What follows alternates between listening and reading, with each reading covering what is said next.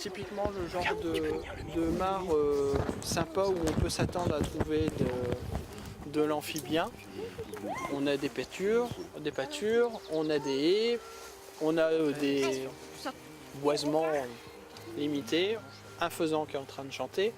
Donc on a vraiment le lieu de reproduction, le lieu pour l'hibernation, hein, et puis pour le passage des amphibiens en phase terrestre. Les pentes douces, c'est véritablement indispensable, surtout pour que les animaux puissent sortir, parce qu'encore y entrer ça va, il suffit de se laisser tomber dedans. La végétation aquatique, elle est assez importante, surtout pour les tritons, hein. Rappelez-vous, les œufs vont être pondus sur les plantes aquatiques, donc c'est important évidemment qu'il y en ait. Alors contrairement aux grenouilles et aux crapauds qui laissent les œufs en vrac, les tritons, la femelle va déposer chaque œuf individuellement sur une feuille qui va venir entourer l'œuf. Donc elle en pond évidemment beaucoup moins qu'une grenouille.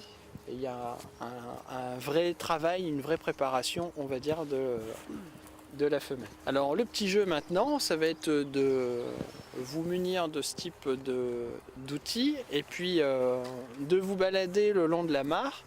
Regardez bien si vous voyez quelque chose. Alors ça peut être curieusement difficile à voir, mais votre œil va s'aguerrir progressivement. Dès que vous repérez quelque chose, si vous n'êtes pas équipé, vous nous faites signe, on essaie de l'attraper. Si jamais vous êtes équipé, évidemment il ne faut pas donner un grand coup comme ça dans l'eau, ça sert qu'à s'éclabousser. Il faut arriver avec l'épuisette à côté, le mieux c'est d'arriver face au triton.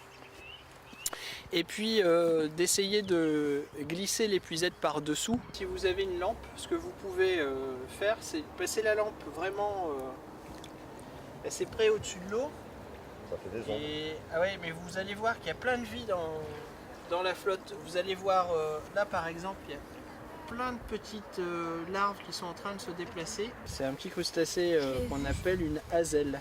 J'ai sauté dans l'eau, je l'ai pris. A-S-E, 2-L-E. Regarde la lentille. Elle est, là elle est morte. Hein.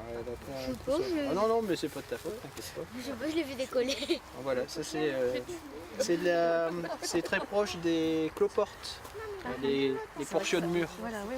La lumière commence vraiment à décliner. Donc il y a beaucoup d'animaux qui vont commencer à entrer en activité. Et donc dans les mares, on trouve plein d'insectes notamment qui sont adaptés à la vie aquatique.